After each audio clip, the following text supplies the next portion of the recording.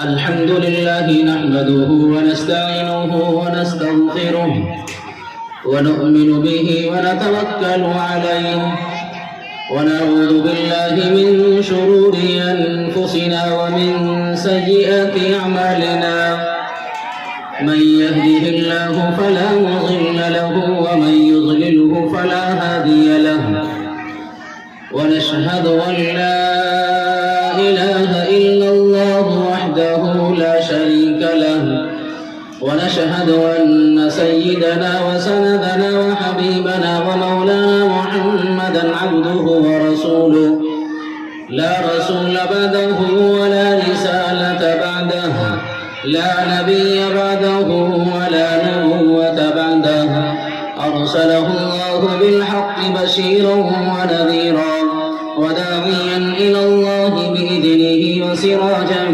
منيرا وصلى الله تعالى عليه وعلى آله وأصحابه وبارك وسلم تسليما كثيرا أما بعد فأعوذ بالله من الشيطان الرجيم بسم الله الرحمن الرحيم يا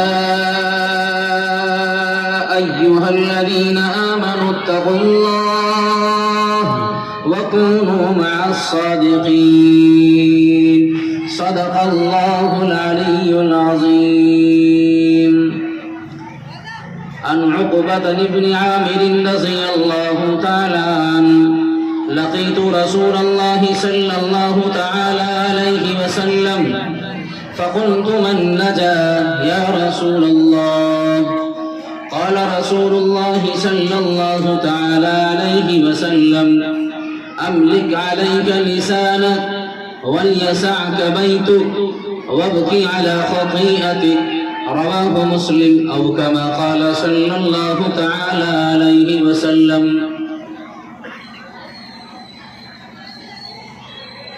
بہت ہی عزت و احترام کے مستحق اسٹیج پر تشریف فرما حضرات علماء اعظام،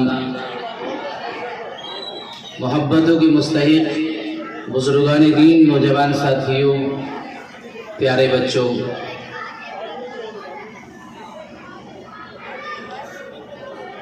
آج کے ہمارے اس پروگرام کے جو مہمان خصوصی ہیں اور جن کا خاص اور اہم خطاب ہونا ہے، ہم سب کے بڑے بہت مقبول اور مشہور خطیب لسانی حضرت مولانا آصف محمود صاحب آپ کی شہر لونی کے آپ کے اس پروگرام کی غرض سے تشریف لا چکے ہیں۔ عنقریبی حضرت والا آپ کے سامنے جلوہ افروز ہوں گے۔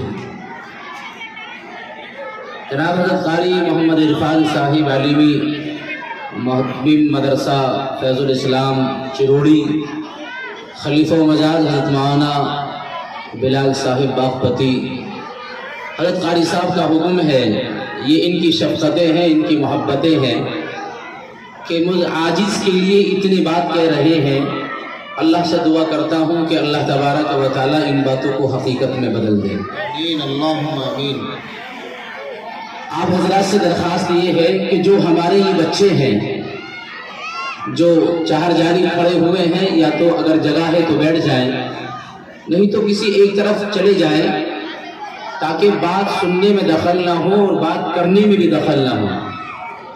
جب تک مجمع میں بیٹھے ہوئے حضرات اس توجہ سے بات کو نہیں سنتے ہیں تو نہ ان کے بات پلے پڑتی ہے، نہ ان کی سمجھ میں آتی ہے، اور کہنے والے کو بھی عجیب سی پریشانی ہوتی ہے۔ اس لیے کوئی ایک صاحب ان بچوں کو خاموش کرے اور ان کو خاموشی کے ساتھ بٹھا دے۔ کوشش کرے گا اس بات کی، میں حضرت مولانا ناظم صاحب کے لیے بہت ماحول بنانے کی کوشش کی ہے۔ قاری صاحب نے بھی ماشاءاللہ نعت رسول سنائی، اس سے کافی ماحول سنجیدہ ہوا۔ اب یہ بھی اگر کچھ بچے بیچ میں ہوں تو ان کو باہر بھیج دیں، وہ اوپر چھت پہ چلے جائیں گے یا اس مکان میں چلے جائیں گے، ان کے لیے بیٹھنے کی جگہ ہے، اور سیٹ خالی کر دے۔ جو نوجوان کھڑے ہوئے ہیں وہ بیٹھ جائیں کرسیوں پر۔ کوشش کریں لیکن محبت کے ساتھ، ہاں بیٹا، لیکن جس بچے کو بھیجے بڑے پیار کے ساتھ، بیٹھ جاؤ, آپ بھی بیٹھ جاؤ. شاباش, یہ دیکھو جگہ خالی ہو گئی. اور آ جاؤ بھائی, یہ کھڑے ہونے والے حضرات آ جاؤ. بچے اصل میں ان کی فطرت میں داخل ہے بھاگ دوڑ شور شرابہ, اور آج کل تو ایک ماحول ایسا بن گیا. حضرت والا سے پہلے میں ہی ایک بات بتا دوں کہ جب ایسا اسٹیج لگ جائے اور وہاں ایسے جو ہے یہ کولم رکھے جائیں تو بچے یہ نہیں سمجھتے کہ یہ اسٹیج اور کولم کیوں رکھا جا رہا ہے. وہ ان کو دیکھ کر ہی جو ہے نا ٹھمکنے لگتے ہیں, تھرکنے لگتے ہیں بچے, بھاگ دوڑ. اب وہ سوچتے ہیں کہ کچھ دیر کے بعد اس میں ساز بجے گا اور ہم ناچیں گے. ماحول اس کو ہم نے ایسا ہی بنا دیا, ایسا ہی ماحول ہم نے بنا دیا. اب اس میں خطا ان بچوں کی کہاں ہے؟ خطا تو ہماری ہے. آپ بچوں سے پوچھو اگر کہ کیا بنو گے تو بچے آپ کو بتائیں گے کہ ہم تو شاہ رخ خان بنیں گے, سلمان خان بنیں گے, ہم تو فلاں خان بنیں گے, فلاں ایکٹر بنیں گے. آپ سے بچہ یہ نہیں کہتا کہ میں تو حضرت ابو بکر بنوں گا, میں حضرت عثمان بنوں گا, میں حضرت علی بنوں گا. بچی یہ نہیں کہتی کہ میں تو فاطمہ بھی بنوں گی, یہ نہیں کہتے. یہ اس کو ہمیں سمجھنا ہے. بہرحال مول صاحب نے تو چونکہ ماشاءاللہ خطبہ بھی پڑھ دیا ہے, تقریر بھی باندھی ہے اور موضوع بھی اپنا بنا لیا ہے, لیکن میں درمیان میں حائل ہو گیا ہوں اور حضرت والا کو موضوع بھی دے دیا ہے. اب تو اس لیے یہ بچے جو تھوڑا سا چل پھر رہے ہیں, ایک ذمہ دار ساتھی کھڑے ہو کر ان کو تھوڑا سا کور کرنے کی کوشش کریں, لیکن محبت کے ساتھ, دھمکائے نہ, تھپڑ نہ مارے, شفقت کے ساتھ. اس لیے کہ بچے جو ہوتے ہیں وہ جانتے ہو کیا ہوتے ہیں, میں بتاتا ہوں سنو. مول صاحب سے پہلے قاری صاحب کی تقریر شروع ہو گئی. بچے جو ہوتے ہیں وہ جنت کے پھول ہوتے ہیں. کیا ہوتے ہیں بولو, بول کے بتاؤ کیا ہوتے ہیں بچے؟ جنت کے پھول ہوتے ہیں. تو پھول کو پیار سے توڑا جاتا ہے. اگر اس میں جھٹکا ماریں گے تو اس کی جو اس میں کلیاں ہوتی ہیں وہ کھل جائیں گے, وہ سارے پر بکھر جائیں گے اس کے. تو اس لیے بچوں سے شفقت کے ساتھ, محبت کے ساتھ ان کو دائیں بائیں کر دیں, اور جو حضرات کھڑے ہوئے ہیں وہ بیٹھ جائیں. کریں گے میں انشاءاللہ. میں کھڑے ہونے والے نوجوانوں بیٹھو, بیٹھو ماشاءاللہ, کوشش کرو یہاں بیٹھنے کی. جو کرسیاں خالی ہیں, چھوٹے بچے اگر بیٹھے ہوئے ہیں تو ان کو یہاں اوپر بھیج دو, وہ یہاں بیٹھ جائیں گے.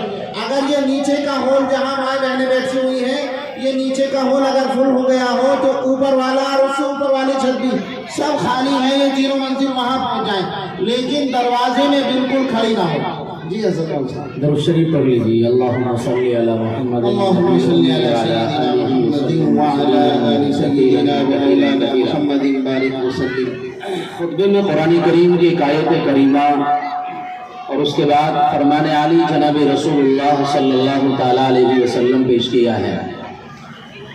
چند منٹ قرآن کریم کی اس آیت کی روشنی میں اور فرمان عالی جناب رسول اللہ صلی اللہ تعالیٰ علیہ وسلم کی روشنی میں کچھ باتیں آپ کے سامنے رکھنی ہے. دعا فرمائیں کہ اللہ رب العزت والجلال مجھے صحیح کہنے کی توفیق دے اور ہم سب کو ان باتوں پر عمل کی توفیق دے. عزیزوں, اللہ رب العزت والجلال نے جو ہمیں زندگی دی ہے یہ اللہ کی طرف سے ایک نعمت عظمیٰ ہے, اور ایک ایسی بڑی نعمت ہے کہ اللہ نے جو ہمیں سکون ہماری زندگی میں دیا ہے, اور اللہ نے ہمارے جسم کے اعضاء کو صحیح سالم بنایا, تندرست بنایا. یعنی ہم اپنے جسم پر نظر ڈالتے ہیں تو ہمارے جسم کا ہر حصہ, ہر عضو, ہم اپنے ہاتھ پر نظر ڈالیں تو اللہ نے بہت خوبصورت اور اپنا ہاتھ صحیح بنایا. ہم اسی طرح اپنے چہرے پر نظر ڈالیں, اپنے پاؤں پر نظر ڈالیں. غرض یہ ہے کہ انسان کی پیدائش, نشو و نمائی جو اللہ نے کی ہے ایک بہت خوبصورت سانچے میں ڈالی ہے, اور قرآن کریم اس کی گواہی دیتا ہے. لقد خلقنا الانسان فی احسن تقویم. اللہ نے جہاں بے شمار مخلوقات بنائی ہیں ان میں سب سے اعلیٰ اور احسن, سب سے زیادہ خوبصورت اللہ نے اگر بنایا تو ایک انسان کی جماعت کو بنایا ہے. تو انسان کے ایک مقام ہے اللہ تبارک و تعالیٰ کی نظر میں, اور اللہ کے دنیا میں بھیجنے کا بھی مقصد ہے ہمارے لیے. تو ہمیں اپنی زندگی پر غور کرنا ہے کہ آخر اللہ نے ہمیں اس دنیا میں کیوں بھیجا ہے؟ رب العالمین نے ہمیں اس دنیا میں وجود دیا، کلمے کی دولت سے ہمیں نوازا، پھر ہمارے اوپر کچھ ذمہ داریاں عائد کی، تو ہمیں اس پر غور و فکر کرنا ہے، سوچنا اور سمجھنا ہے کہ آخر اللہ نے جو وجود دیا ہے اور ہماری زندگیوں میں جو سکون عطا کیا ہے، رب کا ضرور کچھ نہ کچھ مقصد ہے۔ اللہ تبارک و تعالیٰ نے اس کو قرآن کریم کی اس آیت میں اس مقصد کو ظاہر فرمایا، افحسبتم انما خلقناکم عبثا وانکم الینا لا ترجعون۔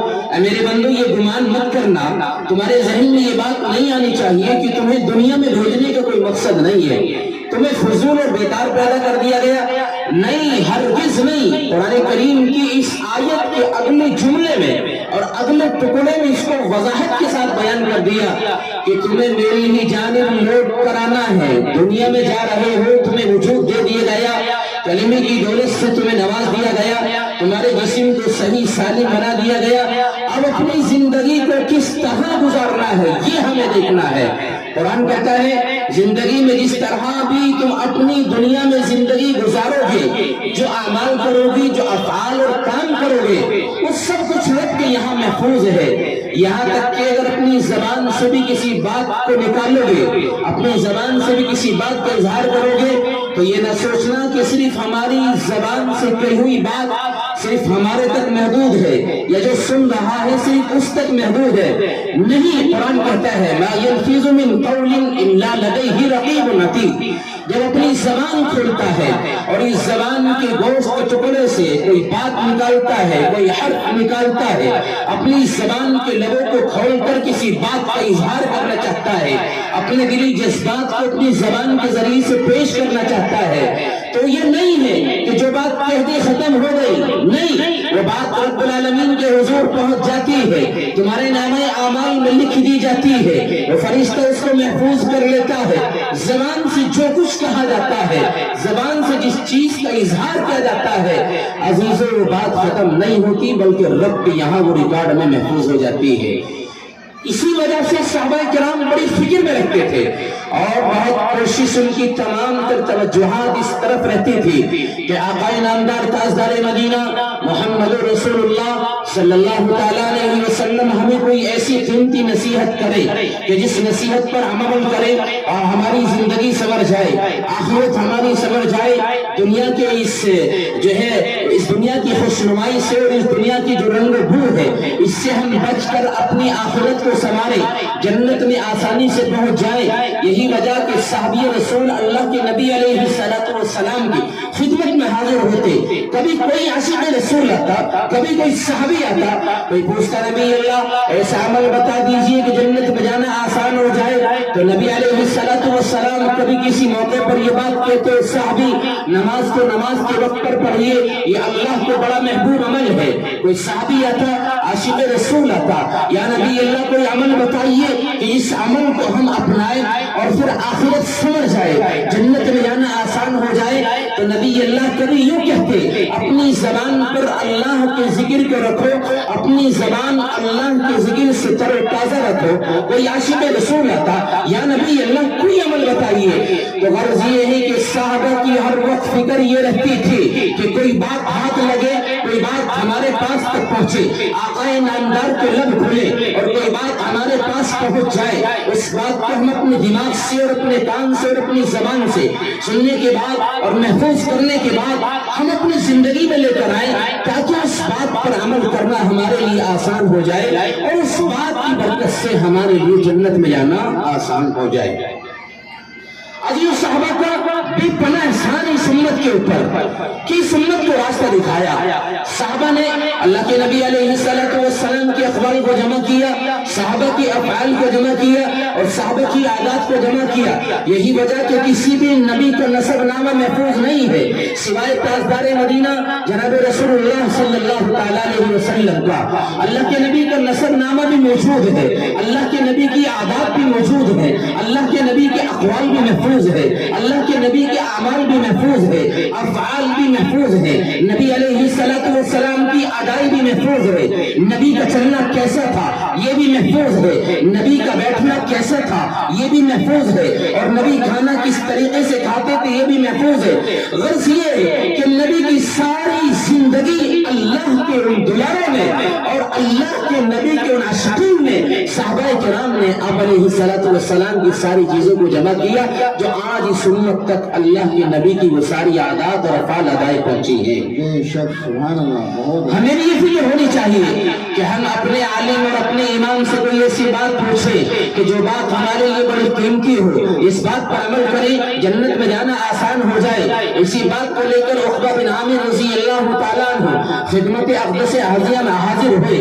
اور نبی علیہ السلام کے دربار کا دروازہ کھٹکھٹایا اور فرمایا، نبی اللہ، اعمال تو بہت ہے لیکن نبی اللہ مجھے بتائیے کہ نجات کا طریقہ کیا ہے، میں جہنم سے بچ جاؤں، جنت میں پہنچ جاؤں، اس کے لیے عمل کیا کرنا ہے؟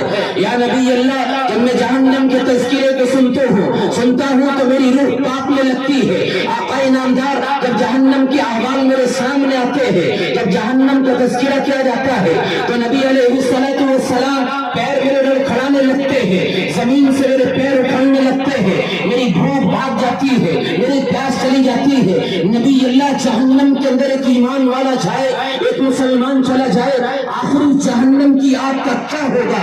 نبی اللہ، مجھے کوئی عمل بتائیے، کوئی کام بتائیے، کوئی ایسا طریقہ بتائیے کہ جس طریقے کو اپنی زندگی میں لاؤ اور اس طریقے کو اپناؤ اور اس طریقے کی وجہ سے اللہ کے نبی میں جنت میں پہنچ جاؤں، ایسا عمل بتائیے۔ اللہ اکبر، اللہ۔ نبی اللہ کی خدمت میں حاضر ہوئے، نبی اللہ، کوئی پیارا سنہرا عمل بتا دیجئے جس پر عمل کرنے کے بعد جنت میں جانا آسان ہو جائے۔ تو پیارے آقا صلی اللہ علیہ وسلم نے عقبہ بن عامر کو مخاطب کیا اور فرمایا، عقبہ جہنم سے بچنا چاہتا ہے، جنت میں جانا چاہتا ہے، عقبہ اپنی زندگی کو سنوارنا چاہتا ہے، عقبہ اپنی زندگی میں نکھار پیدا کرنا چاہتا ہے، عقبہ اپنی زندگی کو سنوارنا اگر چاہتا ہے اور جہنم سے چھوڑ کر جنت میں جانا چاہتا ہے تو عقبہ سن، تین کام کرنے ہوں گے، تیری زندگی سنور جائے گی، تیری زندگی میں نکھار پیدا ہو جائے گا، جہنم کے قریب نہیں جائے گا، جنت کے باغات میں گھومے گا،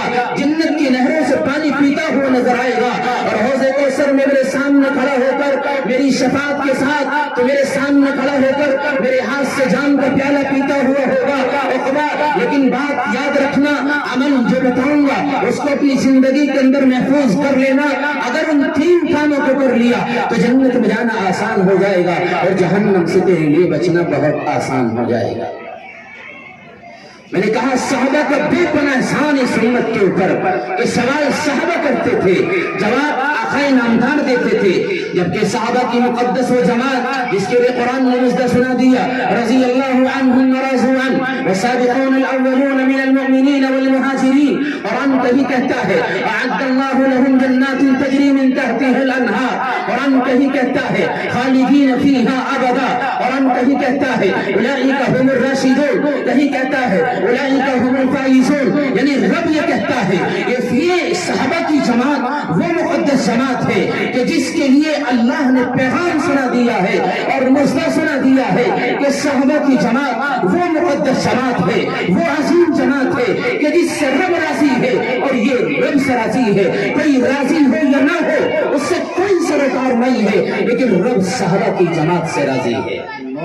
تو صحابہ کو ضرورت نہیں تھی کوئی عمل پوچھے، توجہ دینا میری بات پر، صحابہ کو ضرورت نہیں تھی کہ جنت میں جانے والے اعمال معلوم کریں، اس لیے کہ رب صحابہ کے بارے میں اعلان کر چکا تھا یہ صحابہ کی جماعت بڑی کامیاب ہے، یہ صحابہ کی جماعت کامیابی پر ہے۔ ان صحابہ کے دلوں میں تو ایسا ایمان ناصف ہو گیا ہے کہ چمڑیاں ادھیڑ دی جائیں، صحابہ کے بچے بیوہ، صحابہ کے بچے یتیم ہو جائیں اور بیویاں بیوہ ہو جائیں، لیکن ایمان پر ان کی ذرہ برابر بھی آنچ نہیں آ سکتی ہے۔ یہی وجہ کہ بلال حبشی نے اس سرزمین پر اپنے ایمان کو بچانے کے لیے اپنی جان کا نذرانہ پیش کر دیا، خبیب نے اپنے ایمان کو بچانے کے لیے اپنی گردن پر آرا چلوانا برداشت کر لیا، وہی سمیہ کہ دشمنوں سے برچھا لگوا لیا لیکن ایمان پر قرآن پر آنچ نہیں آنے دی۔ یہ وہ صحابہ تھے جن کو اعمال کی ضرورت نہیں تھی، جنت میں جانا آسان تھا، جہنم سے بچنا بہت آسان تھا،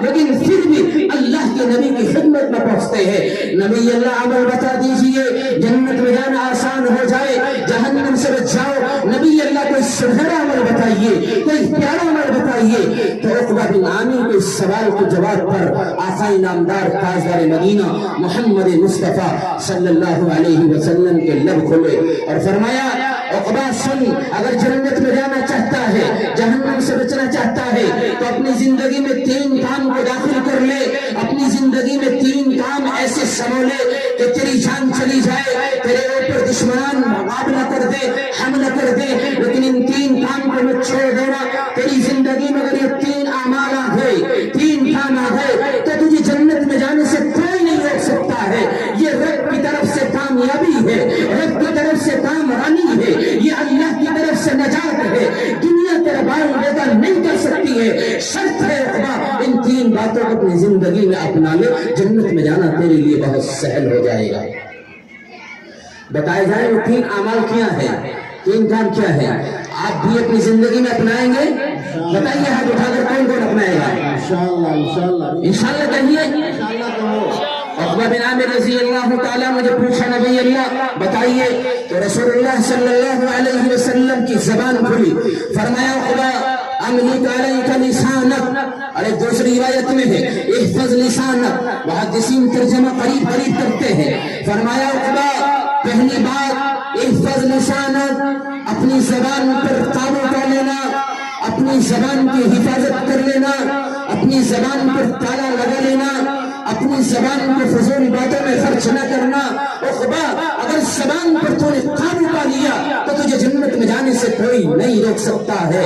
یہ زبان ایک گوشت کا لوتھڑا ہے جس کا ہم نے معمولی سمجھا ہے، جس کا ہم نے بے حیثیت سمجھا ہے، خدا کی قسم نہیں، اس کی بڑی حقیقت ہے۔ زبان کے تعلق سے قرآن ہی کہتا ہے ما يلفظ من قول الا لديه رقیب عتید، جب زبان کھولتا ہے انسان، اپنی زبان سے کوئی الفاظ نکالتا ہے، کوئی لفظ نکالتا ہے تو رب کے یہاں یہ ریکارڈ میں محفوظ ہو جاتا ہے۔ اور آقا نامدار تاجدار مدینہ صلی اللہ علیہ وسلم نے ایک موقع پر ارشاد فرمایا کہ جو 2 چیزوں کی ضمانت مجھے دیتا ہے میں ضامن ہوں جنت میں لے جانے کا، میں اس کو اپنے بلبوتے پر اور اپنی ضمانت پر اس کو جنت میں پہنچاؤں گا۔ پہلی چیز اپنی زبان کی مجھے ضمانت دے دے، اور دوسری چیز جو جہانوں کے بیچ میں ہے اس کی ہی ضمانت دے دے۔ بے شک بے شک۔ یہ زبان جو ہماری گالیوں میں نکلتی ہے، یہ زبان جو چغلی میں صرف ہوتی ہے، یہ زبان جو اپنی زبان سے غیبت کرتے ہیں، اسی زبان سے دوسرے پر حملہ کرتے ہیں، اسی زبان سے پڑوسی کو برا کہتے ہیں۔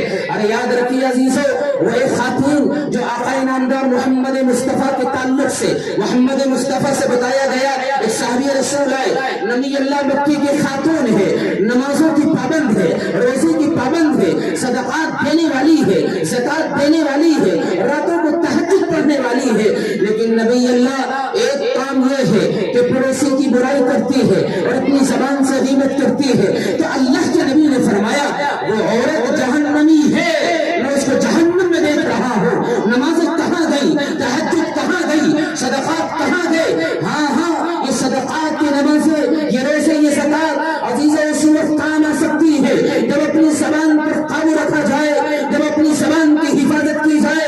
اگر نماز بھی پڑھی جا رہی ہے اور اپنی زبان سے برائی بھی کی جا رہی ہے اور صدقات بھی دے رہا ہے لیکن زبان سے چغلی بھی کر رہا ہے، نماز و تہجد بھی پڑھ رہا ہے، زبان سے غیبت کر رہا ہے، تو کوئی وعدہ نہیں ہے اللہ کے نبی کا کہ تم جنت میں چلے جاؤ گے۔ نماز کی بنیاد پر جنت میں جانا نبی کا وعدہ نہیں، صدقات کی بنیاد پر جنت میں جانا نبی کا وعدہ نہیں ہے، اور اسی طرح زکات دینے والا جنت میں پہنچ جائے اللہ کے نبی کا کوئی وعدہ نہیں ہے۔ ہاں نماز کی برکت سے چلا جائے کوئی بات نہیں ہے، صدقات کی وجہ سے چلا جائے رب کا معاملہ ہے، پہنچا سکتا ہے، لیکن سنیے آقا نامدار فرماتے ہیں اور میرے پیارے فرائض کے بعد اگر اپنی زبان کی حفاظت کرتا ہے، زبان کو فضول باتوں میں خرچ نہیں کرتا ہے، زبان سے غیبت چغلی نہیں کرتا ہے، اپنی زبان سے بول میٹھا بولتا ہے، زبان سے اچھائی پیش کرتا ہے، زبان جب کھولتا ہے تو خیر کے لیے کھولتا ہے، تو پیارے آقا نے فرمایا کہ میں اس کا ضامن ہوں، میں ضمانت دیتا ہوں اپنی ضمانت پر اپنے ساتھ اس کو جنت میں لے کر جاؤں۔ اللہ اکبر، اللہ اکبر، سبحان اللہ۔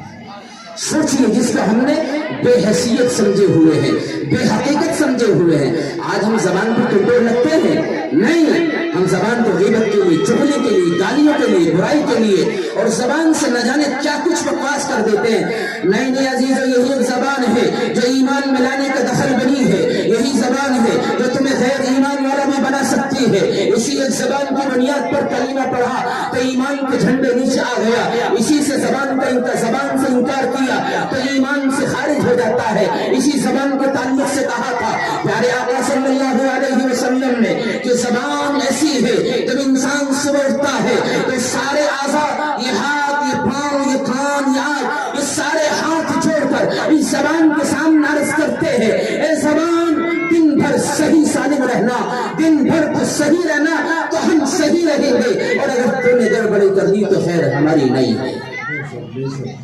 अजीजों, फरमाया ताजदार मदीना मोहम्मद रसूलुल्लाह ने उक़बा अगर जन्नत में जाना चाहता है, कामयाबी का राज मुस्मर है और कामयाबी का अगर चाहता है तो इस बात में है कि अपनी जबान की हिफाजत कर लेना, जबान से झूठ मत बोलना, जबान से सच्चाई को पेश करना।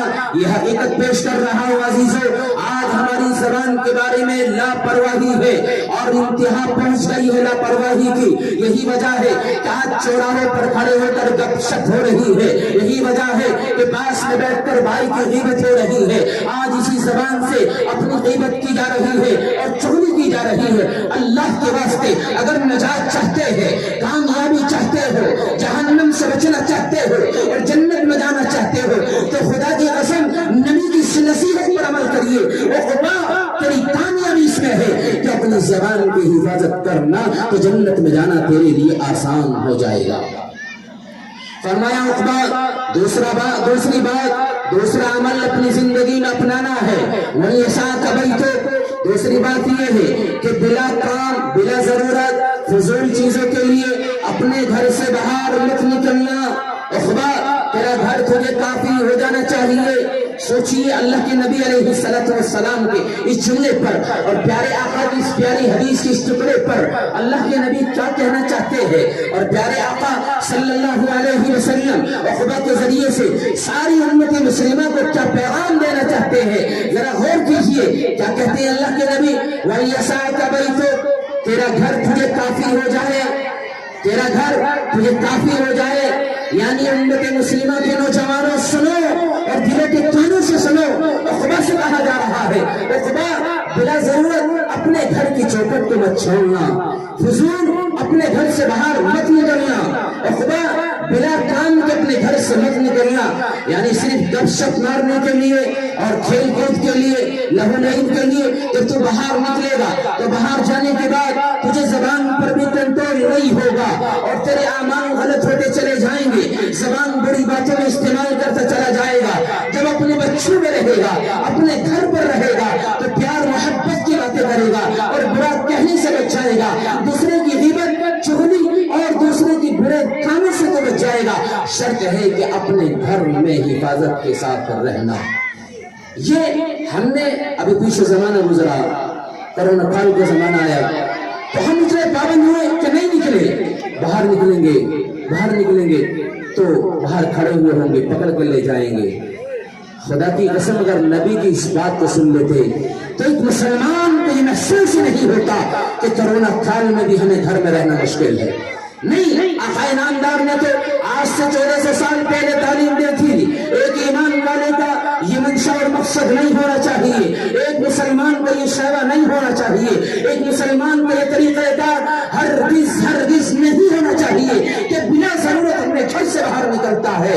आज तो हमारी माएँ बहनें बिना जरूरत बाहर जा रही है। एक मुसलमान, एक कौम का नौजवान, एक ईमान वाला तो जा रहा है, उसके साथ उसकी बीवी और उसकी बहन भी बिना जरूरत निकल रही है। सुनिए अल्लाह के नबी की इस हदीस को सुनिए, कामयाबी का राज मुस्मर है। नजात अगर चाहते हैं, कामयाबी अगर चाहते हैं, जन्नत में जाना चाहते हो, जहन्नम से बचना चाहते हो तो अजीज़ों रास्ता तलाश कीजिए, अल्लाह के नबी की इस हदीस पर अमल कीजिए। और उक़बा ने जो सवाल किया, अल्लाह के नबी ने जो जवाब दिया, उक़बा दूसरी बात यह है कि बिला जरूरत अपने घर से बाहर मत निकलना। घर रहेगा तो गुनाहों से बच जाएगा, घर रहेगा तो برائیوں سے بچ جائے گا، گھر پر رہے گا تو اپنے بچوں سے پیار بھرے جملے بولے گا تو صدقے کا ثواب ملے گا، اپنی ماں کی جانب نظر اٹھا کر دیکھے گا تو حج کا ثواب ملے گا۔ ایک مسلمان اگر اللہ کے نبی کی اس بات پر عمل کرے کہ زبان کی حفاظت کرے، گھر سے باہر نہ نکلے تو کامیابی آ جائے گی۔ فرمایا خدا یہ دو باتیں ہوئی ہے، تیسری بات کو اپنی زندگی میں داخل کر لے تو نجات تیری قدم چومے گی، نجات تیرے قدم چومے گی، کامیابی تیرے قریب آ جائے گی۔ فرمایا خدا نے نبی اللہ تیسری بات عرض کر دیجئے، اللہ کے نبی صلی اللہ علیہ وسلم نے فرمایا وَبْكِي عَلَىٰ خَطِيئَتِكَ۔ ان دونوں باتوں کو عرض کرنے کے بعد فرماتے نبی اللہ وَبْكِي عَلَىٰ خَطِيئَتِكَ کہ اپنے گناہوں پر رویا کرو، اپنے گناہوں پر رویا کرو۔ نبی اللہ جانتے ہیں کہ ایک مسلمان ایک ایمان والا زبان پر قابو نہیں پاتا ہے، زبان سے چغلی غیبت کر بیٹھتا ہے، زبان سے برائی کر دیتا ہے۔ نبی اللہ جانتے ہیں کہ جب باہر پہنچتا ہے تو دل آزاری بھی کر دیتا ہے۔ اللہ کے نبی جانتے ہیں میرا امتی جب جائے گا چوراہوں پر تو گپ شپ کرے گا اور برائیاں اس کے اندر آ جائیں گی، گھر سے باہر جائے گا تو برائیوں میں مبتلا ہو جائے گا۔ تو نبی اللہ نے نسخہ بتا دیا عقبہ اگر غلطی ہو بھی جائے اور اپنے گھر سے چلا بھی جائے، زبان غلط چیزوں کے لیے استعمال کر لے تو تیرے پاس ایک نسخہ ہے، اور وہ یہ ہے کہ اپنے ان خطاؤں پر، اپنے ان گناہوں پر نادم اور شرمندہ ہو جائے۔ اللہ کو بڑی پسند ہے ندامت، انسان کی بے پناہ پسند ہے۔ اللہ تبارک و تعالیٰ کا قرآن بارہا حکم کرتا ہے، جگہ جگہ کہتا ہے وَتُوبُوا إِلَى اللَّهِ جَمِيعًا، کہیں کہتا ہے یا ایھا الذین آمنوا توبوا إِلَى اللَّهِ تَوْبَةً نَصُوحًا۔ قرآن کہتا ہے کہ جب گناہ ہو جائے، ابن آدم سے گناہ ہو جائے، خطا ہو جائے تو مایوس نہ ہو، رب کے سامنے حاضر ہو اور اللہ کے سامنے دعائیں کرے اور رب کے سامنے گن گلائے اور اپنی آنکھوں سے آنسو جاری کرے اور اللہ سے معافی مانگے۔ یہ ندامت اور یہ شرمندگی، یہ آنکھوں سے آنسو گرانا اور اللہ کے سامنے دعا اور استغفار توبہ اللہ کو جتنی پسند ہے، میرے رب کو اور کوئی چیز اتنی پسند نہیں ہے جتنی توبہ اور ندامت پسند ہے۔ یہی وجہ ہے اللہ کے نبی علیہ السلام نے فرمایا کہ جب بندہ توبہ کر لیتا ہے تو ایسا ہو جاتا ہے گناہ کرتا ہی نہیں ہے اور گناہ اس کی کوئی پاس ہی نہیں ہے۔ ایک آدمی گناہوں کا ڈھیر ہے اور اس کے سر پر گٹھڑی ہے گناہوں کی، کوئی نہیں پوچھ رہا ہے، پوتوں نے، بھائیوں نے، سب نے چھوڑ دیا ہے، اولاد نے چھوڑ دیا ہے، لاٹھی کا سہارا لے کر چلتا ہے اور گناہوں کا بوجھ سر پر رکھا ہوا ہے، بڑا خطا کار ہے، بڑا گناہ گار ہے اور بہت گناہ کیے ہوئے ہیں، لیکن کوئی نہیں پوچھنے والا ہے۔ اس بندے کے ذہن میں بات آئی لاٹھی کا سہارا لے کر رب کے گھر میں پہنچو، دربار پہ پکڑو اور اللہ کی چوکھٹ کو پکڑو اور رب کے سامنے پہنچ کر اپنے گناہوں کی معافی مانگو، آنکھوں سے آنسو گراؤ۔ ابھی یہ بوڑھا 80 سال کا اپنے گناہوں کی معافی مانگنے کے لیے اللہ کے در کی طرف چلتا ہے، خدا کی قسم یہ رب کی طرف آ رہا ہوتا ہے، رب فرشتوں سے اعلان کر رہا ہوتا ہے اے فرشتوں، آج وہ بندہ جس کو سب نے چھوڑ دیا ہے، اس کے بھائیوں نے، اس کے ماں نے، اس کے بھائی نے، سب نے چھوڑ دیا ہے، آج اس کا کوئی پریشان حال نہیں ہے، آج وہ در کی طرف آ رہا ہے۔ کیوں آ رہا ہے؟ آج گناہوں کی معافی مانگنے کے لیے آ رہا ہے، ندامت ظاہر کرنے کے لیے آ رہا ہے، شرمندگی ظاہر کرنے کے لیے آ رہا ہے۔ مولا آیا ہے اور رب کے دربار میں کھڑا ہو کر مصلی بچھایا، نماز پڑھی اور رب کے حضور دعائیں کرنے لگا، مولا میرے گناہوں کو معاف فرما۔ تو رب کہتا ہے اے فرشتوں، آج آسمانوں میں روشنی کر دی جائے، آسمانوں میں پنکھ لگا دیے جائے۔ تو فرشتے سوال کرتے ہیں مولا آج کیا خاص معاملہ ہے؟ تو رب کہتا ہے آج میرا ایک 80 سال کا بوڑھا اپنے گناہوں کی معافی مانگنے کے لیے آ رہا ہے، اس خوشی میں آج تم سے کہہ رہا ہوں ان آسمانوں میں روشنی کر دی جائے اور آج میں اس کو معاف کرنے کے لیے تیار ہوں۔ عزیزوں، ہمیں ندامت اور شرمندگی اللہ کے سامنے ظاہر کرنی ہے۔